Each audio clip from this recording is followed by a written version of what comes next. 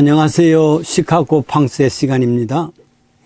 무슨 모임에서 저에게 가장 친숙한 단어가 무엇인가 물었을 때가 있습니다. 가만히 생각해 보니까 여러 가지 낱말이 나왔습니다. 제가 좋아하는 단어 중에서 고목, 구름, 개천, 가을, 길 그렇습니다. 나에게 친숙한 단어에 정서적으로 남긴 단어입니다. 그 중에 아마도 가장 친숙한 단어는 길이 아닌가 생각이 됩니다. 옛날 어릴 적 저희 집이 경부선 가까이 있었습니다. 경부선 철로를 지나가면서 그 철로의 침목을 밟으며 하염없어 걸을 때가 있습니다. 이 침목의 제일 끝, 말하자면 철로의 끝이 어딘가 상상을 해보는 것이죠. 대학 1학년 여름 방학 때였습니다. 한 2개월 가까이 무전여행이라고 경상남북도, 강원도, 충청도까지 돌아왔던 때가 있습니다. 여름 시골에 긴 신장로의 길을 걸으면서 가로수에서 들려오는 매미 소리 들으며 간혹 지나가는 자동차에 뽀얀 먼지를 맞으면서 그리고 저 멀리서 뻐꾸기 소리를 들으면서 아련한 기억으로 남는 길, 그 길이 있습니다. 그때 교회 고등부에서 회지를 내는데 회지의 이름이 무엇일까, 제목을 뭐라 할까 하다가 모두가 다 길이라는 것을 제목을 내었습니다. 호도스. 그리고 시카고에서 처음 교회를 개척해서 교회지를 냈는데, 출판했는데 그 교회지도 역시 길이라 했습니다. 시인의 길도 있습니다. 시인 윤동주는 내를 건너 숲으로, 고개를 넘어 마을로, 어제도 가고 오늘 또 가는 나의 시골길, 이렇게 나왔습니다. 유명한 한하은 시인이 있지요. 가도 붉은 황토길, 그리고 숨막히는 더위 속에 절름거리며 가는 길, 버드나무 밑에서 지가다비를 벗으면 발가락 하나가 없어졌다. 가도 천리길 먼 전라도 길, 그랬습니다. 1950년대에 이태리 영화 가운데 내 기억 속에 남아있는 아주 아름다운 영화가 있습니다. 이름이 길입니다. 안소니 킨의 주인이죠. 그리고 여자 주인공이 젤소미나, 길 위에 돌 하나를 차버리면서 우리 같은 인생은 이 돌 하나만 못하지 하고서 깊은 한숨을 칠 때에 그때 말합니다. 이 돌멩이 하나도 쓸모가 있는 거요. 너도 도무지 쓸데없는 것 같지만 어딘가 쓸 수 있는 거야 하고서 소망을 주는 그런 내용입니다. 신양로길, 아스팔트길, 골목길, 그 길만이 아닙니다. 인생길도 있지 않습니까? 인생길은 참 때로는 슬픔도 있고 또 희노애락의 길이기도 합니다. 가나명상 1집을 낼 때, 수상집을 낼 때에 부제로서 광야길을 걷는 일을 위해서 했습니다. 우리가 광야길을 다 지나가지 않습니까? 한 해가 저물어 가는 이 한 해는 길을 다 걸어 이제 얼마 남지 않습니다. 처음 한 해를 시작할 때는 어느 누구도 밟지 않는, 때묻지 않는 귀한 하얀 길이었습니다.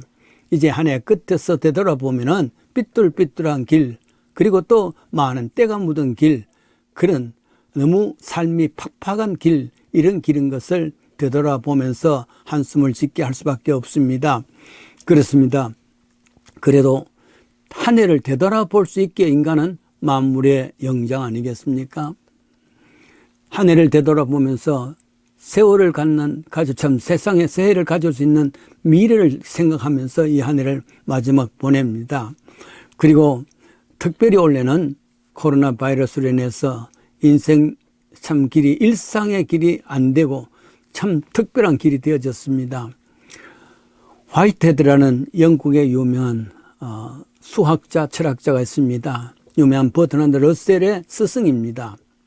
늦게까지 연구실에 있다가 밖으로 나와보니까 눈보라가 치는 밤이었습니다.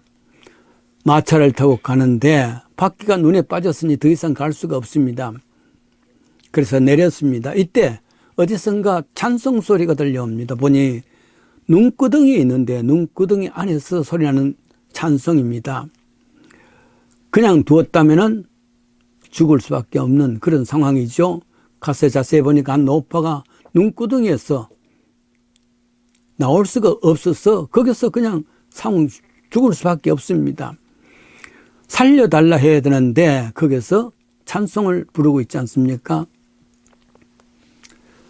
그래서 그 노파를 사람들과 함께 힘을 합해서 꺼내 살려주었습니다. 그리고는 아니 살려달라 소리쳐야 될 텐데 무슨 찬송이요, 죽을 수밖에 없는데 했을 때 그 노파가 말합니다. 나도 죽는 줄 알았어요. 죽는 줄 알았으면 마지막에 기도하고 찬송해야지요.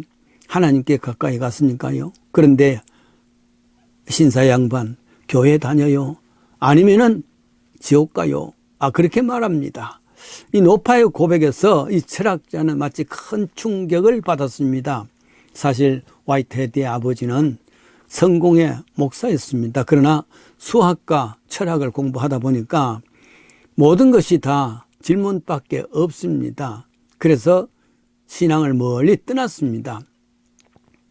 그런데 문제는 철학과 수학으로 풀 수 없는 많은 문제가 있는데 그것은 영혼에 대한 문제입니다. 자기는 그것을 갖지 못했는데 이 노파는 철학이나 수학을 뭘 알 수가 있겠습니까? 그런데도 불구하고 이 노파는 답을 갖고 있었습니다.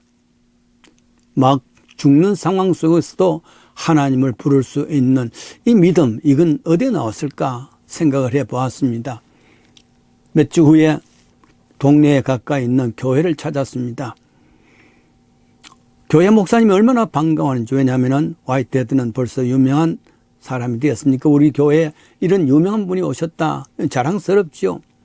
그래서 그 다음에 설교의 제목이 주부에 보니까 철학과 종교의 대화, 무슨 영혼과 수학 이런 제목으로서 설교를 했습니다. 몇 주가 지나자 화이트헤드가 사무실을 찾았지요. 목사님 반가이 맞이했습니다. 왜냐하면 드디어 우리 교회 멤버가 되려고 그렇게 찾아왔구나, 이런 생각을 했었죠. 그런데 화이트헤드가 이렇게 이야기합니다.